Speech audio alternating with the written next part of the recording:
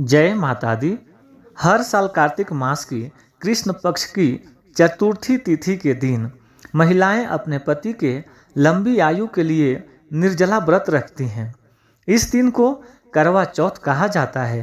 रात में चांद को देखने के बाद और अपने पति का चेहरा देखने के बाद महिलाएं इस व्रत को खोलती हैं।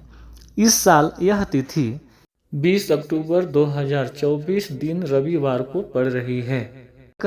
शास्त्रों में बताया गया है कि इस व्रत को करने से न सिर्फ पति की आयु लंबी होती है, बल्कि इस व्रत को करने से वैवाहिक जीवन की सारी परेशानियां भी दूर होती हैं और सौभाग्य की प्राप्ति होती है। तो आइए सुनते हैं करवा चौथ की व्रत कथा। एक साहूकार के 7 लड़के और एक लड़की थी। सेठानी सहित उसके सभी बहुओं और बेटियों ने करवा चौथ का व्रत रखा।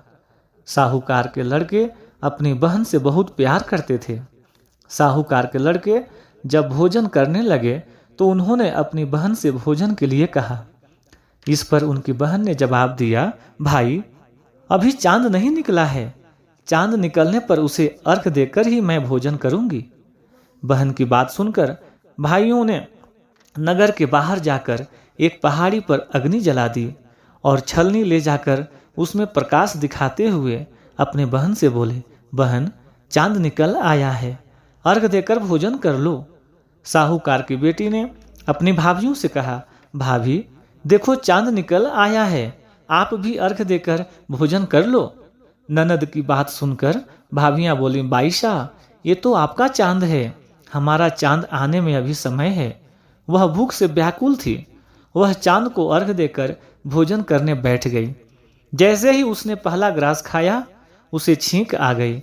दूसरा ग्रास खाते ही उसमें बाल निकल आया और तीसरा ग्रास अभी खाने ही वाली थी कि उसके ससुराल से बुलावा आ गया।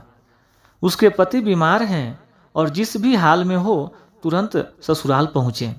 उसे विदा करने के लिए माँ ने जब बक्से से कपड़े निकाले तो काले कपड़े मिले। दूसरी बार कपड़े सिर्फ सफ़ेद ही निकले। बेटी बोली, माँ तुम रहने दो, मैं चली जाती हूँ।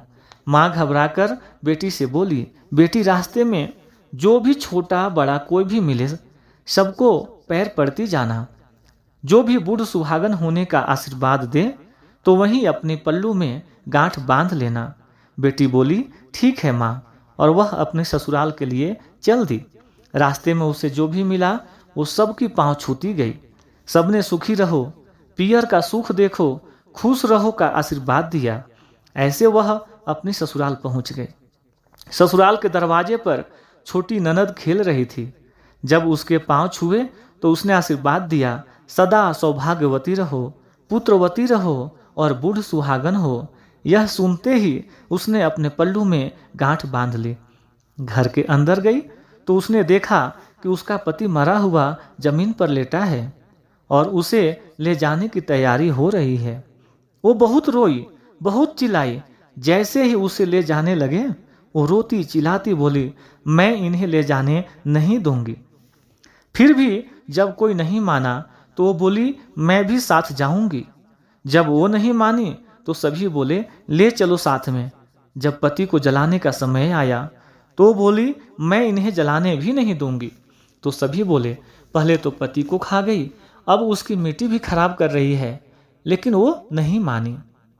गांव के और परिवार के सभी बड़े लोगों ने यह निर्णय किया कि इसे यहीं रहने दो, इसके लिए एक झोपड़ी बनवा दो।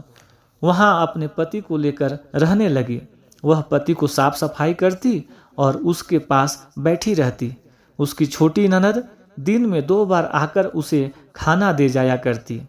वह हर चौथ का व्रत करती, चांद को अर्घ देती, ज्योत देखती और चौथ माता आती तो चौथ माता कहती, करवो ले भाइयों की प्यारी बहन करवो ले, घड़ी बुखारी करवो ले। तो वह चौथ माता से अपने पति के प्राण मांगती। पर चौथ माता ने उसे कहती कि जब हमसे बड़ी चौथ आएगी तो उससे अपने पति का प्राण मांगना। ऐसा करते करते सभी चौथ आई और सभी चौथ यही कहकर चली गई। अश्विन की चौथ बोली, तुझसे कार्तिक की करवा चौथ माता नाराज हैं। वही तेरा सुहाग लौटाएंगी। जब वो आएंगी तो उनके पैर मत छोड़ना। जब करवा चौथ आने वाली हुई तो उसने अपनी छोटी ननद से पूरी श्रृंगार और सुहाग का सारा सामान मंगवाया और करवे भी मंगवाई। सास ने सोचा, पागल हो गई है, जो मांगती है दे दे। साहूकार की बेटी ने करवा चौथ का व्रत रखा। चांद निकलने पर अर्घ दिया, चौथ माता की जोत करी। जब चौथ माता प्रकट हुई तो चौथ माता बोली, कर बोले कर बोले, 7 भाइयों की प्यारी बहन कर बोले। दिन में चांद उगाने वाली कर बोले, घड़ी बुखारी कर बोले। तब उसने उनके पैर पकड़ लिए और बोली, माता मेरी सुहाग वापस करो। चौथ माता बोली, तू तो बड़ी भूखी है, 7 भाइयों की प्यारी बहन है, तुझे सुहाग से क्या काम। वह बोली, नहीं माता नहीं, मैं आपके पैर तब तक नहीं छोड़ूंगी जब तक आप मेरा सुहाग वापस नहीं करती। चौथ माता ने सुहाग का सारा सामान मांगा तो उसने एक एक करके 16 श्रृंगार का पूरा सामान माता को दे दिया। चौथ माता ने अपनी आंखों से काजल निकाला, नाखूनों से मेहंदी निकाली और मांग से सिंदूर निकाला और चिटकी उंगली का छींटा दिया। उसका पति जीवित हो गया और चौथ माता जाते जाते उसकी झोपड़ी पर लात मार गई, जिससे उसकी झोपड़ी महल बन गई। जब छोटी ननद अगले दिन खाना लेकर आई तो उसने देखा कि भाभी की झोपड़ी की जगह तो महल खड़ा है। वो ननद को देखते ही दौड़ी दौड़ी उसके पास आई और बोली, देखो वाइशा, आपका भाई वापस आ गया। घर जाओ और सासू जी से कहो गाजे बाजे के साथ हमें लेने आए। ननद दौड़ी दौड़ी माँ के पास जाकर बोली, माँ माँ, भाई जिंदा हो गया।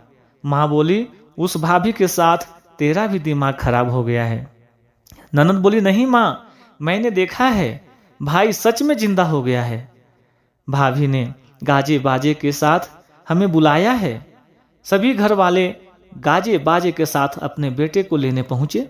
बेटे को जिंदा देखकर सास बहू के पैर छूने लगी और बहू सास की पैर छूने लगी। बहू बोली, देखो माँ, आपका बेटा वापस आ गया। सास बोली, मैंने तो साल भर पहले ही इसे अपने घर से भेज दिया था, वो तो तू ही थी जो इसे वापस लेकर आई।